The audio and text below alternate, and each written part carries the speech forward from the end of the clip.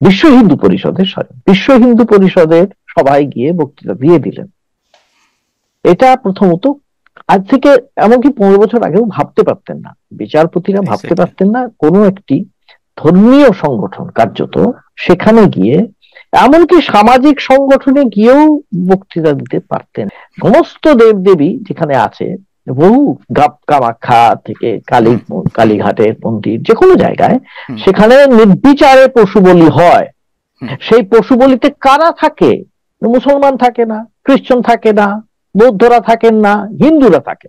এবং সবচেয়ে বড় কথা, বৈদিক যুগে গরুর মাংস খাওয়া ছিল। বিবেকানন্দ এই নিয়ে দিবারাত্র বলেছেন, অত্যন্ত উন্নত ভাবে বলেছেন যে আমি সেই যুগটাকে সবচেয়ে শ্রদ্ধা করি যে বৈদিক যুগে ঋষিরা সন্ধ্যেবেলায় 4-5টা গরু সাবার করে দিতেন। 13 জন বিশিষ্ট আইনজীবী সুপ্রিম কোর্টে, তারা একটা চিফ জাস্টিস, বর্তমান চিফ জাস্টিস সঞ্জীব খান্নার কাছে চিঠি লিখেছেন। চিঠি লিখে বলেছেন এই যে আমাদের জাস্টিস শেখর যাদব, তার বিরুদ্ধে এফআইআর করা হোক। এবং একটা দাবিও উঠেছে, যারা এই ধরনের পরবর্তীকালে যারা সরাসরি কোনো রাজনীতিতে যোগ দেন, যেমন আমাদের এখানেই পশ্চিমবাংলায় জাস্টিস অভিজিৎ গাঙ্গুলি আছে, তার আগের যে সমস্ত তিনি রায় দিয়েছেন সে রায়গুলোকে আবার খতিয়ে দেখার প্রয়োজন আছে কিনা, এই নিয়েও কিন্তু আইনজীবীদের একটা অংশ মনে করেন যে এই রায়গুলোকে আবার নতুন করে খতিয়ে দেখার দরকার আছে। এবং জাস্টিস অভিজিৎ গাঙ্গুলিও যখন মহাত্মা গান্ধী এবং নাথুরাম গডসের মধ্যে থেকে কাকে তিনি আবার ভাবতে, তিনি ভেবে বলবেন, ভেবে।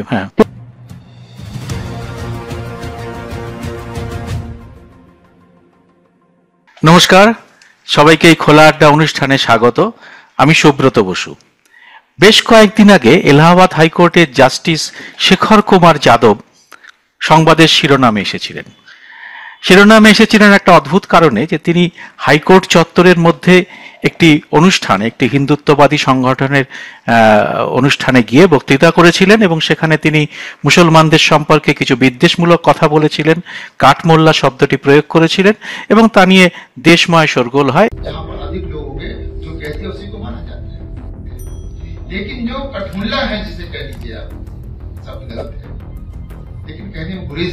এগুলো আপনারা জানেন। এবং তারপরে হাইকোর্ট, সুপ্রিম কোর্টের কলেজিয়াম তাকে গত বছরের ডিসেম্বর মাসে তাকে ডেকে কড়া ধমক দেয় বলেই আমরা খবর পেয়েছিলাম। এবং তারপরে সম্প্রতি কয়েকদিন আগে, আজকেই খবরটা সামনে এসছে, আমরা যখন এই অনুষ্ঠানটা করছি তার কিছুক্ষণ আগে একটি খবর সামনে এসছে, তিনি এলাহাবাদের হাইকোর্টের যিনি চিফ জাস্টিস, তাকে চিঠি লিখে বলেছেন যে তিনি কোনো রকম অন্যায় করেননি, তিনি তার যে বক্তব্য রেখেছিলেন সেই বক্তব্যই তিনি অনড় থাকছেন। এই সংবাদটি সামনে এসছে। এই সংবাদটির গুরুত্ব আমাদের দেশে, আমাদের আইনি ব্যবস্থায় অত্যন্ত গুরুত্বপূর্ণ এবং অপরিসীম বলেই আমাদের মনে হয়েছে। এবং সেই জন্য আমরা এই খবরটি আরেকটু বিস্তারিতভাবে এবং এর বিশ্লেষণ, কেন তিনি এরকম করলেন, আমাদের ভারতীয় ন্যায় ব্যবস্থাটা, বিচার ব্যবস্থাটা ঠিক এখন কোন দিকে যেতে চলেছে, এইটা আমরা আজকে একটা বিশ্লেষণ আমরা করব এই অনুষ্ঠানে। এই অনুষ্ঠানে আজকে আমাদের এই বিশ্লেষণে থাকছেন প্রবীণ সাংবাদিক এবং রাজনৈতিক বিশ্লেষক গৌতম বন্দ্যোপাধ্যায়।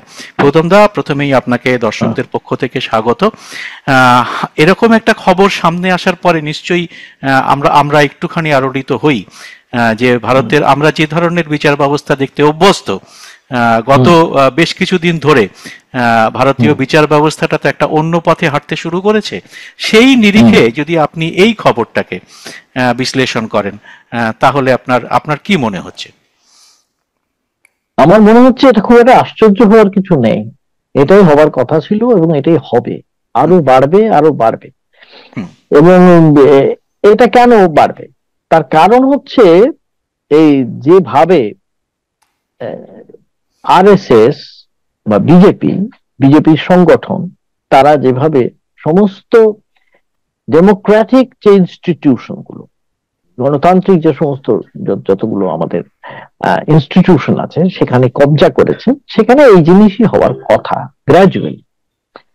এবারে শেখর কুমার যাদবের বক্তব্যটা, শেখর কুমার যাদবকে ভারতীয় হিন্দু পরিষদের সভায় যেতে হলো এলাহাবাদ হাইকোর্ট প্রিমাইসেস এর মধ্যে, এখানে লাইব্রেরিতে তিনি বক্তৃতা দিতেন। প্রথম কথা, তিনি নিশ্চিন্তে ভিএইচপি মানে বিশ্ব হিন্দু পরিষদের সবাই গিয়ে বক্তৃতা দিয়ে দিলেন। এটা প্রথমত আজ থেকে এমনকি 15 বছর আগেও ভাবতে পারতেন না, বিচারপতিরা ভাবতে পারতেন না কোনো একটি ধর্মীয় সংগঠন কার্যত সেখানে গিয়ে, এমনকি সামাজিক সংগঠনে গিয়েও বক্তৃতা দিতে পারতেন না। আপনিও আপনার সাংবাদিকতা জীবনে অনেক এরকম বড় বড় জাজের মুখোমুখি হয়েছেন, আমরাও দেখেছি। তাদের সঙ্গে মেলামেশার অনেক রকম অনেক ছিল, তারা অনেক সামাজিক ভাবে অনেক রকম ছিল, তারা একটা অন্যরকম অনেক রকম এবং নিয়ম ছিল। এই জন্য এ তো আমি বলেওছি আগে বহুবার আমাদের ছিল, এবং সেটা একেবারেই ঘুচে যাচ্ছিল, এখন প্রায় ঘুচে গিয়েছে। কিন্তু যেটা হয়েছে, আমরা আধুনিক হচ্ছি ঠিকই, আধুনিক ভাবে আমাদের জীবনযাত্রা চলে, আমেরিকাতেও চলে, আমেরিকাতেও কথাবার্তা হয়, কিন্তু ইম্পার্শিয়ালিটি, নিরপেক্ষতা সেখানে কখনো কম্প্রোমাইজ করা যায় না। নিরপেক্ষতা যদি কম্প্রোমাইজ করা হয় তাহলে সেখানে আর যাই হোক বিচার হবে না। কেন হবে না আমি বলছি এবারে। শেখর কুমার যাদব সেখানে গিয়ে কি কি বললেন, তিনি যা যা বললেন সেগুলো আমাদের যে ঘৃণা ভাষণ আছে, হেট স্পিচ, তাতে যে আইন আছে পরিষ্কার, সেই আইনের হিসেবে সেটা কিন্তু দণ্ডনীয় অপরাধ। কেন অপরাধ? কারণ সেখানে তিনি যা যা বলছেন সেখানে ধর্মীয় বিভাজনের কথা আসছে। তিনি বলছেন আমরা ওরা, আমরা মানে কারা? তিনি নিজেকে বলছেন কি? তিনি নিজেকে বলছেন সনাতনী হিন্দু, সেই হিসেবে আমরা, সেই জন্য বলছেন আমাদের গীতা, আপনাদের কোরআন। সরাসরি আপনাদের মানে তিনি বলতে পারেন না, একজন বিচারপতি এই কথাটা বলতে পারেন না যে আপনাদের গীতা, আপনাদের বাইবেল, কখনো বলতে পারেন না। সবটাই তাকে বলতে হবে তার নিজের। কিন্তু তিনি বলছেন, তারপরে তিনি কি বলছেন? যে আমরা যেভাবে জীবন যাপন করি আপনারা সেভাবে জীবন যাপন করেন না, এবং যার জন্যে আপনাদের ছেলেপুলেরা হিংস্র হয়, হিংস্রতায় সহিংস হয়ে ওঠে, আমাদের ছেলেপুলেরা অহিংস হয়ে ওঠে। কি কারণটা কি? না, তারা ছোটবেলা থেকে দেখে যে পশু হত্যা করা হচ্ছে তাদের সামনে নির্বিকারে, এবং তাই দেখে তারা হিংস্র হয়। এর দুটো জিনিস আছে এখানে যুক্তির দিক থেকে আমি বলি। প্রথমত, তিনি যদি নিজেকে হিন্দু মনে করেন, হিন্দু শাস্ত্রে শাক্ত বলে তো একটা ব্যাপার আছে, সমস্ত দেবদেবী যেখানে আছে, বহু কামাখ্যা থেকে কালীঘাটের মন্দির, যে কোনো জায়গায় সেখানে নির্বিচারে পশু বলি হয়। সেই পশু বলিতে কারা থাকে? মুসলমান থাকে না, খ্রিস্টান থাকে না, বৌদ্ধরা থাকেন না, হিন্দুরা থাকে। তিনি কাদের কথা বলছেন? তাদের বাদ দিয়ে বলছেন। এটা প্রথম যুক্তি। দ্বিতীয় যুক্তি, তিনি বলছেন পশু হত্যায় হিংস্র হয়। এই যে পশু মানে যাকে আমরা বলি, সে ছাগলই বলি কি মুরগি বলি, যাই হোক, প্রচুর আমাদের দেশের প্রচুর বিভিন্ন সম্প্রদায়ের মধ্যে অনায়াসে খাওয়ার ব্যাপার আছে। বাঙালিরা খেয়ে থাকেন, নাগাল্যান্ডের লোক খেয়ে থাকেন, মণিপুরের লোকেরা খেয়ে থাকেন, বিভিন্ন জায়গায় দলিতরা খেয়ে থাকেন, আদিবাসী খেয়ে থাকেন। তার মানে তাদের জন্য তার বাঙালি ব্রাহ্মণরাও খান, বাঙালি ব্রাহ্মণরাও খান। এবং সবচেয়ে বড় কথা, বৈদিক যুগে গরুর মাংস খাওয়া ছিল। বিবেকানন্দ এই নিয়ে দিবারাত্র বলেছেন, অত্যন্ত উন্নত ভাবে বলেছেন যে আমি সেই যুগটাকে সবচেয়ে শ্রদ্ধা করি যে বৈদিক যুগে ঋষিরা সন্ধ্যেবেলায় 4-5টা গরু সাবার করে দিতেন, একথা বলছেন তিনি। এটা আছে। যাই হোক, আমার মনে হয় এই সমস্ত কথা ওনাদের মাথায় ঢোকেওনি বা ভাবেন না, কারণ ওরা বিচারপতি হয়ে গিয়েছেন। এই সমস্ত কথা, একটা হিংসা এবং অবিহিংসা বলেও একটা কথা আছে, যে অবিহিংসা, যে খাওয়ার জন্য কোনো পশু বধকে যদি সেটা হিংসা নয়, সেটা অবিহিংসা বলে বুদ্ধদেব নিজেই খাওয়া দাওয়া করতেন। একবার হরিণের মাংস খাওয়ার কথা হয়েছে, হরিণের মাংস একবার খেয়েছিলেন বলে কথা আছে, এটা আছে, পেয়েছি আমরা একবার। যাই হোক, এবার আমার বক্তব্য হচ্ছে, ঠিক আছে, এটা হলো একটা ব্যাপার।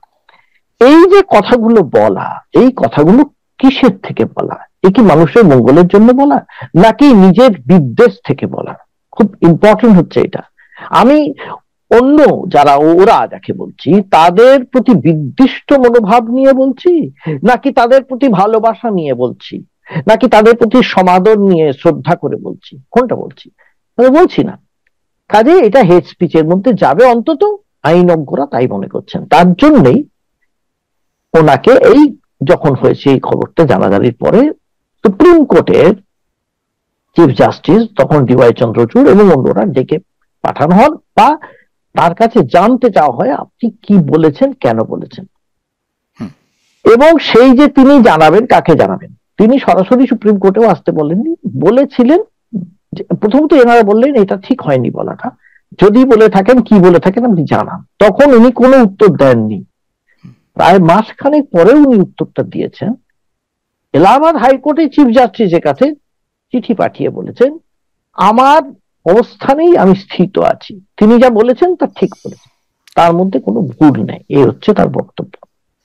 এই যে বক্তব্যটা, এরপরে 13 জন বিশিষ্ট আইনজীবী সুপ্রিম কোর্টে, তারা একটা চিফ জাস্টিস, বর্তমান চিফ জাস্টিস সঞ্জীব খান্নার কাছে চিঠি লিখেছেন।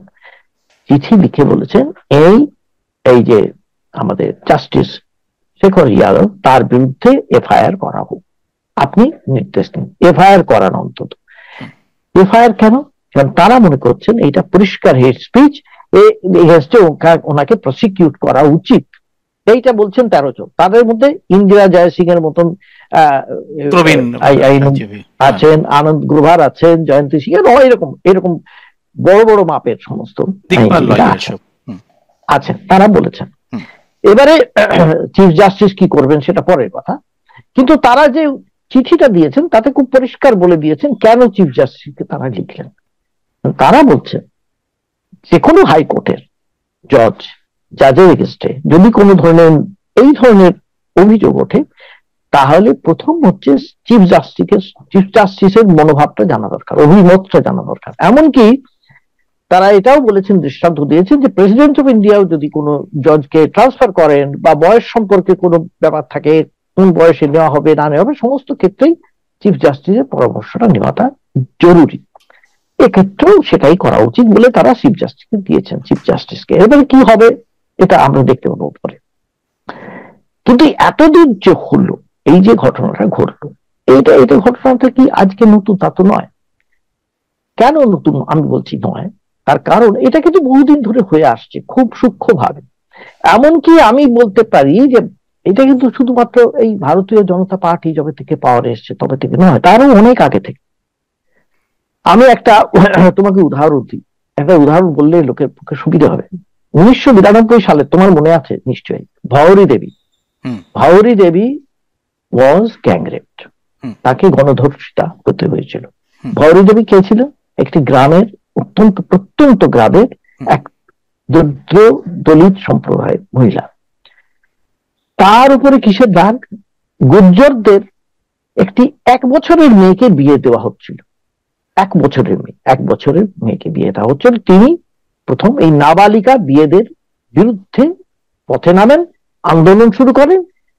সেই রাগে 5 জন তাকে গণধর্ষণ করে এবং সেই গণধর্ষণ পুরোপুরি চেপে গিয়েছিল প্রায়। তারপরে বিভিন্ন, যাই হোক, সামাজিক সংগঠন থেকে আন্দোলন হয় বিভিন্ন ভাবে, চিফ মিনিস্টারের কাছে, হোম মিনিস্টারের কাছে, এইসব হওয়ার পরে একটা জায়গায় আসে, তারপরে তাদের বিচার শুরু হয়। বিচার শুরু হয় জয়পুর আদালতে। ডিস্ট্রিক্ট এন্ড সেশন জাজ এই 5 জনকেই ছেড়ে দিয়েছিলেন। কেন? প্রথমত বললেন এই বয়সে এরা এটা করতে পারে না। আর কি বলেছিলেন? এটা তো একটা কথা। আর বললেন যে এরা যে বর্ণ হিন্দু পরিবার থেকে এসেছে, এই বর্ণ হিন্দু পরিবারেরা একজন দলিত মেয়েকে কখনো ধর্ষণ করতে পারে না, অতএব এদের ছেড়ে দিতে হবে। এই হচ্ছে মেন্টাল মেকআপ, এই ছিল। তাহলে তুমি অবস্থাটা বুঝতে পারছো যে কোন জায়গায় আমাদের বিচার ব্যবস্থাটা কবে থেকে শুরু হয়েছে, কত গভীরে আছে, কত গভীরে আমাদের মনস্তত্ত্বটা আছে। এবং এটা নিয়ে লীলা শেঠ একটা জায়গায় বলেছিলেন যে আমাদের, উনি বলেছেন মানে যারা সুপ্রিম কোর্টের বলেছেন টপ র্যাঙ্কে যারা সুপ্রিম কোর্টের জাস্টিস আছেন, তাদের উচিত হবে অন্য যারা এই ডিস্ট্রিক্ট কোর্টে বা ইয়েতে যারা নতুন ঢুকছে তাদের রি-এডুকেট করার দরকার হবে, নতুন ভাবে তাদের শিক্ষা দেওয়ার প্রয়োজন আছে। কেন? কারণ তারা যেখান থেকে আসছে, যে পরিবেশ থেকে আছে, সেখান থেকে যে ব্যাগেজ নিয়ে আসছে, সঙ্গে যে ভার নিয়ে আসছে, সেগুলো তো ফেলে রাখতে হবে। সেই ভারগুলো চলবে না বিচার ব্যবস্থায়। কিন্তু সবচেয়ে বড় কথা, আমাদের সেটা তো হয়নি, এখন আরো বেশি ভার চাপানো হয়েছে, কারণ এইটাই দরকার এখন। এইটা হচ্ছে সবচেয়ে দুর্ভাগ্য আমাদের। এটা অত্যন্ত দুর্ভাগ্য, তুমি যেটা বলছেন আমারও মনে হচ্ছে, কিন্তু আমরা এটা জানি না এরপরে কি হবে। এর তবে ব্যাপারে আপনি অনেকগুলো ঘটনার কথা আপনি আগে উল্লেখ করেছেন। তার মধ্যে সম্প্রতি বাংলায় অভিজিৎ গাঙ্গুলির ঘটনাটা তো আছেই, এছাড়াও আপনি আপনি দক্ষিণ ভারতের বাঙ্গালোরেরও একজন জাজের কথা উল্লেখ করেছেন। তো সেই বিষয়টাও আমার মনে হয় এখানে খুব প্রাসঙ্গিক হবে যদি আমরা এই দুটি বিষয়কে আনি। এবং একটা দাবিও উঠেছে যারা এই ধরনের পরবর্তীকালে যারা সরাসরি কোনো রাজনীতিতে যোগ দেন, যেমন আমাদের এখানেই পশ্চিমবাংলায় জাস্টিস অভিজিৎ গাঙ্গুলি আছে, তার আগের যে সমস্ত তিনি রায় দিয়েছেন সে রায়গুলোকে আবার খতিয়ে দেখার প্রয়োজন আছে কিনা এই নিয়েও কিন্তু আইনজীবীদের একটা অংশ মনে করেন যে এই রায়গুলোকে আবার নতুন করে খতিয়ে দেখার দরকার আছে। তো এই বিষয়টা ওইটা হলো কর্ণাটকের ভি শ্রীশানন্দ।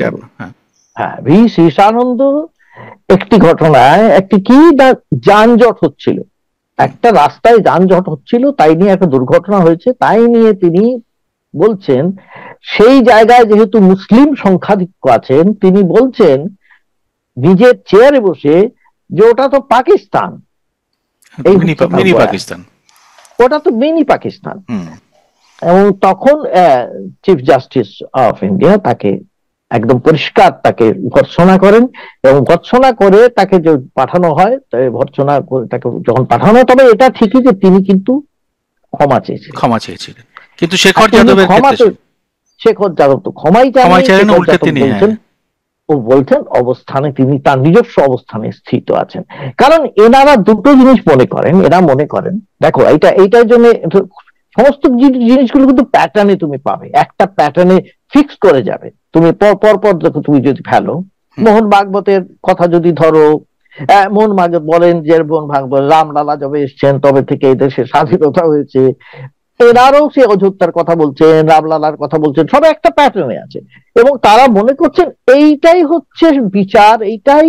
এবং জাস্টিস অভিজিৎ গাঙ্গুলিও যখন মহাত্মা গান্ধী এবং নাথুরাম গডসের মধ্যে থেকে কাকে তিনি আবার তিনি ভেবে বলবেন, তিনি ভেবেছেন, আপনি সেই প্যাটার্ন এই এক্স্যাক্টলি এই প্যাটার্নটাই চলছে এখন। এইবারে বলতে পারো তাহলে এর কি করণীয়, এই যারা এই বিশেষ করে এই যে এখনো পর্যন্ত এই যে যারা আজকে অভিযোগ জানালেন, যারা বলছেন এটা এফআইআর করতে হবে, সেই শক্তিটা কিন্তু খুব হেলাফেলা করার মতো নয়, এটা কিন্তু মনে রাখা দরকার। সবাই যদি মনে করে সেই শক্তিটা হেলাফেলা করার মতো, তা কিন্তু নয়। কেন নয়? কারণ তুমি যদি দেখো আলটিমেটলি পার্লামেন্টারি ডেমোক্রেসি যদি আমরা আসি, পার্লামেন্টারি ডেমোক্রেসি তো ঠিক করবে কোন পথে চলবো। পার্লামেন্টারি ডেমোক্রেসি আমাদের দেশে 30% পেলেই একটা সরকার গঠন করা যায় সংখ্যাধিক্য নিতে, কিন্তু 70% লোক কি ভাবছে, আমরা কি ভাবতে হবে তো, তুমি তো সেটা কখনো তুমি ভাবতে পারো না যে 70% লোক তোমার 30% যা বলছে সেটাই বুঝে সহ্য করে নেবে, তা করবে না। তুমি তাদের বিরুদ্ধে শাস্তি দিতে পারো, জেলখানায় ভরে দিতে পারো, কিন্তু চিরদিন পারবে না। কারণ তোমাকে তখন সোজাভাবে ভাবতে হবে যে কোন দিকে আমাকে এগোবো, কারণ তোমাকে এটা ভাবতে হবে, না ভেবে তুমি পারবে না। ঠিক এক্স্যাক্টলি আমার মনে হচ্ছে সেই ধরনেরও একটা কোথাও এই ক্ষোভটা তুমি যেটা বলছিলে, আমরা যেটা বলছি, এই যে 13 জন বলে শুধু নয়, 13 জন এত যে নাম করা নাম যারা আইনজীবী যেভাবে আজকে বলেছেন এনার বিরুদ্ধে এফআইআর করতে হবে, it is not a matter of joke, এটা খুব সিরিয়াস ব্যাপার আমার মনে হয়, এবং এটা সুপ্রিম কোর্টের চিফ জাস্টিসকেও ভাবতে হবে, অবশ্যই ভাবতে হবে। গৌতম, আমি প্রসঙ্গটা তুলবো ভাবছিলাম কিন্তু আপনি আগেই তুললেন। আমি এটার আরেকটু বিস্তারিত জানার জন্যই আমি এটাকে আমি ভাবছিলাম আনবো। সেটা হচ্ছে যে যে বিচারধারা নিয়ে আমরা আগেও কথা বলেছি, বারবার আমরা কথা বলছি, সেই বিচারধারার একটা লড়াই, খুব জোরদার লড়াই শুরু হয়েছে, এবং সেটা আস্তে আস্তে আমার মনে হয় লড়াইটা আরো বেশি প্রবল আমরা দেখতে পাচ্ছি। এবং সেইখানে আপনি এই যে সংখ্যাধিক্যের কথা বললেন, যে একটি বিচারধারা মনে করছে তারা হিন্দুত্বের আমাদের প্রতিনিধিত্ব করে সমস্ত হিন্দু সমাজের, এবং তাদের সংখ্যা যেহেতু তারা একটা বড় সংখ্যা রয়েছে, সমস্ত হিন্দুরা বোধহয় তাদের সমর্থন করে। কিন্তু ভোটের যখন ইয়েতে আসছে, তখন যে কথাটা আপনি বললেন, তাতে দেখা যাচ্ছে তারা 30 থেকে 40-এর বেশি কখনোই, 40-ও উঠতে পারছে না প্র্যাকটিক্যালি তারা 40-এর। তাহলে ধরে নেওয়া যেতে পারে কি যে হিন্দুদের মধ্যেও বেশিরভাগ হিন্দু এই মতের সমর্থক নয়, যে মতটাকে তারা চালাবার চেষ্টা করছে হিন্দুত্ব বলে। দেখো আমাদের দেশে আজ যাই হোক, দেখো ব্রিটিশরা আজ যাই করুক, ক্ষতি করুক বা যাই মানে লাভ করুক, যাই করে যায়, অন্তত গণতন্ত্রটা আমরা পেয়েছি। এটুকু পেয়েছি বলে নিজের কথাটা এখনো পর্যন্ত বলতে পারছি। আর যখনই কেড়ে নেবার অবস্থা হয়েছে তখন তার প্রতিবাদ হয়েছে। ইন্দিরা গান্ধীকেও ছাড়েনি দেশের লোক, ইন্দিরা গান্ধীর মতন অত একটা একদম বড় নেত্রীকেও ছাড়েনি, একদম মাটিতে নামিয়ে দিয়েছিল, সিংহাসন থেকে নামিয়ে দিয়েছিল। আমি সেই সময় খুব ভালোভাবে জানি কি কি সমস্ত মানুষ, কি কি সাংবাদিক কিভাবে মাঠে নেমে কিভাবে লড়াই করেছেন। কাজে এটা মাথায় রাখতে হবে, তুমি যদি মনে করো যে স্টিম রোলার চালিয়ে যা ইচ্ছে তুমি করবে, সেটা কিন্তু আলটিমেটলি শেষ পর্যন্ত অতটা সম্ভব হবে না। এটা আমার মনে হয় বিশেষ করে ভারতীয় গণতন্ত্রে যেখানে আছে। এবারে তুমি যেটা বলছো আমি সেখানে আসি। এই যে 30 বা 40% হিন্দু বলে কি সমস্ত হিন্দুই কি এই ধরনের কট্টর হিন্দুত্ববাদে বিশ্বাস করে?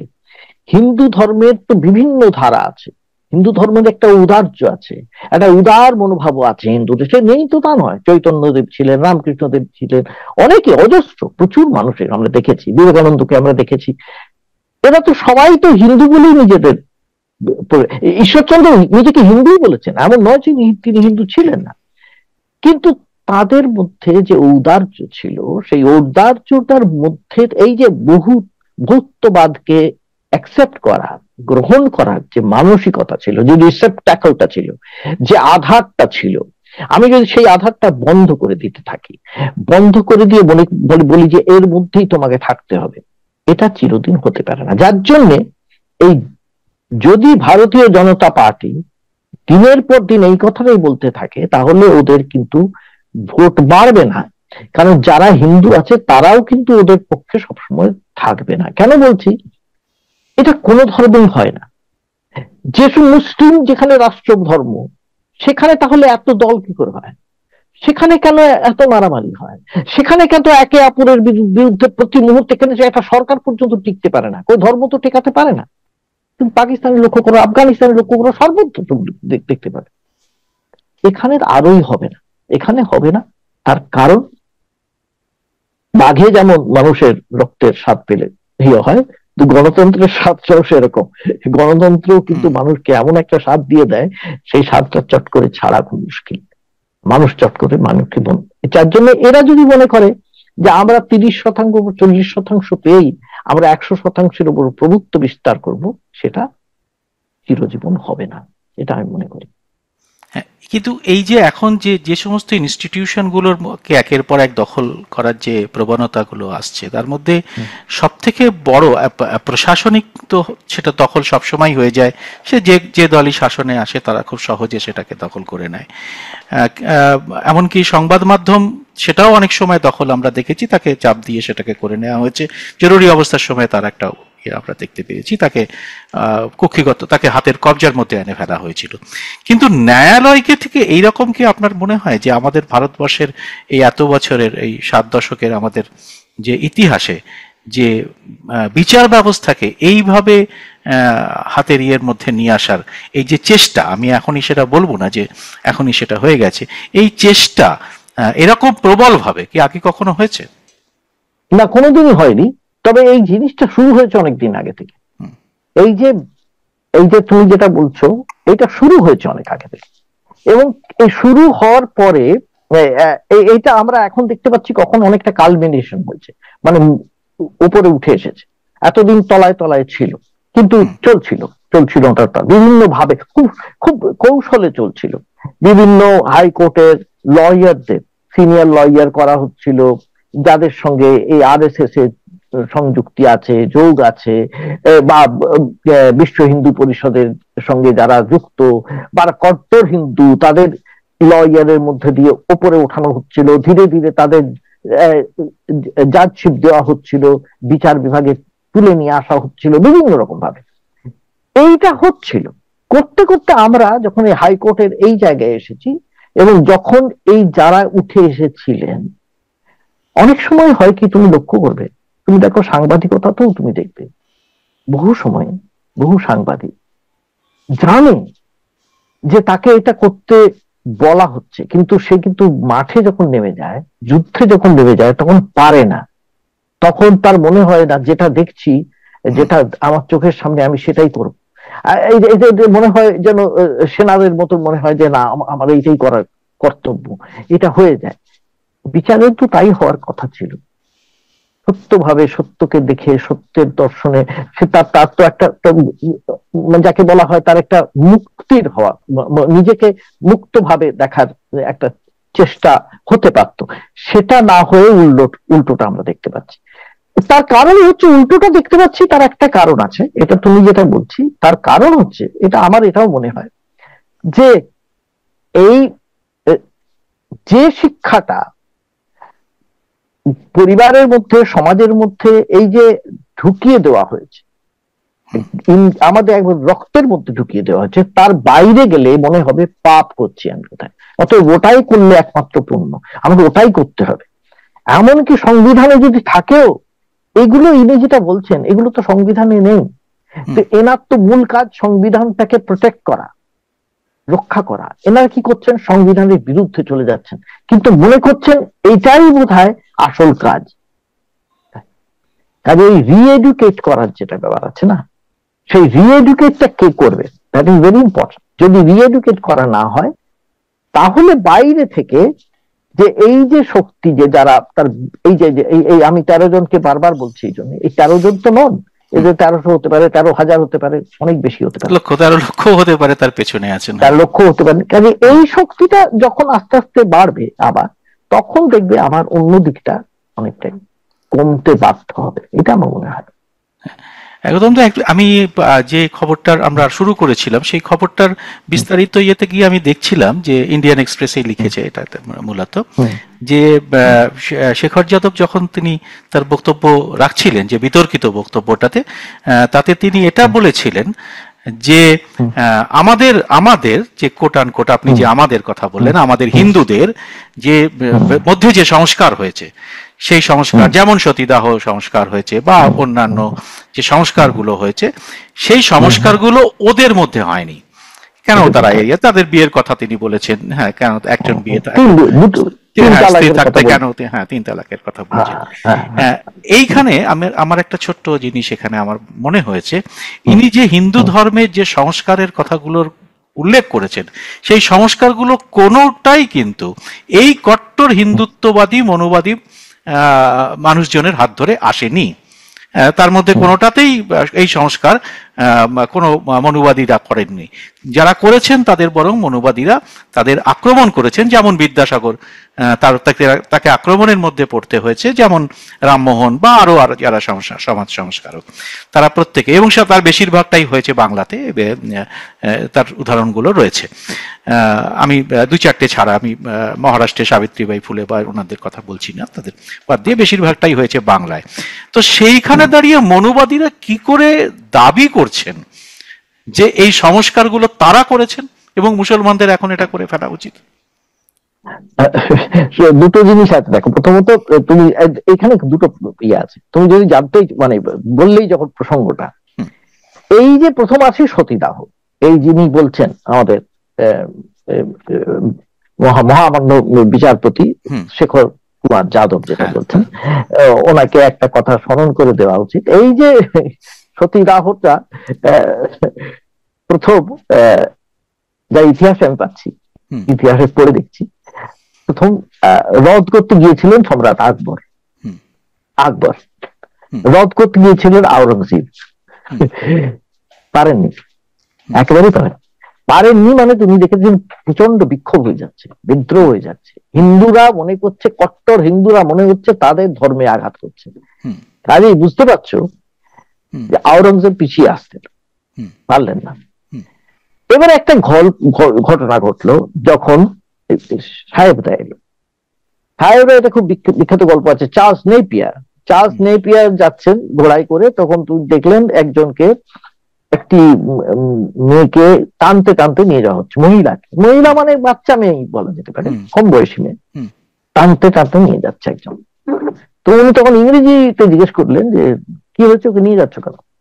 বললো ওকে নিয়ে যাচ্ছে, ও তো বিধবা হয়ে গেছে, স্বামী মরে গেছে, অতএব ওকে তো স্বর্গে যেতে হবে স্বামীর সঙ্গে, তাই ওকে সহমরণে নিয়ে যেতে হবে। তো বললে সেখানে গেলে কি হবে, সেখানে গেলে সেটা হচ্ছে আমাদের ধর্মের মধ্যে আছে, তো ধর্মের মধ্যে যেহেতু আমাদের আছে, সেটা আমাদের নীতি, সেটা আমাদের নিয়ম, সেটা আমাদের নিয়ম, দ্যাট ইজ আওয়ার রুল। ওটা যদি দিই তবে ও সরকে যাবে। তখন চার্লস নেপিয়ার বললেন, ও সেটা তোমাদের রুল? হ্যাঁ। বলে আমার একটা রুল আছে, আমাদের সেটা বলে দিই তোমাদের, তুমি নিয়ে যাও, কোনো অসুবিধা নেই। তারপরে যে নিয়ে যাচ্ছে তাকে আমরা ফাঁসি কাটে জুড়িয়ে দিই, দ্যাট ইজ আওয়ার রুল। খুনের দায়। হ্যাঁ, দ্যাট ইজ অলসো রুল, তুমি এটা মনে রেখো। এই অবস্থা, কিন্তু তবুও বন্ধ করা যায়নি, তবুও যায়নি। এই বিদ্যাসাগরকে যখন বিধবা বিবাহ দিয়ে তাকে মারবার জন্য নবদ্বীপ থেকে লোক পাঠানো হয়েছে, এই কট্টর যারা তুমি আজকে যাদের মনুবাদী বলছো, এবং যখন আমাদের প্রকৃত অর্থে ভারতের স্বাধীনতার পরে জওয়াহরলাল যখন শুরু করবার কথা ভাবলেন, নেহেরু এবং অন্যরা, তখন সাংঘাতিক বিক্ষোভ, আগুন লাগানো, হেন জিনিসটা এই যে করেনি এই যে আরএসএস এবং যারা তাদের সঙ্গী সাথী, বিশেষ করে বিশ্ব হিন্দু পরিষদ বিশাল মিছিল বার করেছিল, বিশাল মিছিল, সাংঘাতিক ভাবে, মানে মনে হয়েছিল বোধহয় মানে পার্লামেন্ট ভেঙে দেওয়া হবে, এইরকম অবস্থা হয়েছিল। কাজে এরা যেটা বলছে, এরা কি যুক্তি দিয়ে কথা বলে না, এরা মনে করে কুসংস্কার, আমার ভেতরের যা যা সংস্কারের সানাচ্ছন্দ মন যা বলেছে, যা শিখেছি সেটা নিয়ে বলেছে। কাজে এদের কথায় কোনো যুক্তি আমি খুঁজে পাওয়ার কথা নয়। গৌতম দা, আমাদের সময় প্রায় শেষ। আপনার কাছে আমি শেষ যে জিনিসটা, যে প্রশ্নটা রাখবো সেটা হচ্ছে যে এখন সমস্ত বিষয়টি আমাদের সুপ্রিম কোর্টের প্রধান বিচারপতি এবং কলেজিয়ামের হাতে, এই জাস্টিস শেখর যাদবের যে কেসটি।